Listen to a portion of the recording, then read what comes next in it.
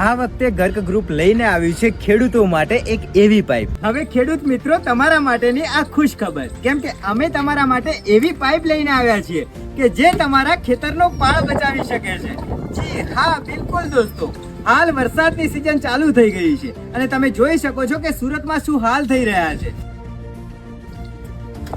અને મિત્રો આ પાઇપ એકદમ વજનમાં હલકી, એટલે કે બસ તમને પડશે 2500 રૂપિયામાં. જો તમે કોઈ ટ્રાન્સપોર્ટેશન કોઈ બી પાઇપ નું કરવા જશો ને તો 2500 રૂપિયા તો એમ જ ચાલ્યા જશે. તો આ તમને એ પણ ટ્રાન્સપોર્ટેશન સાથે, એ પણ 5 કિલોમીટરના અંતર સુધી.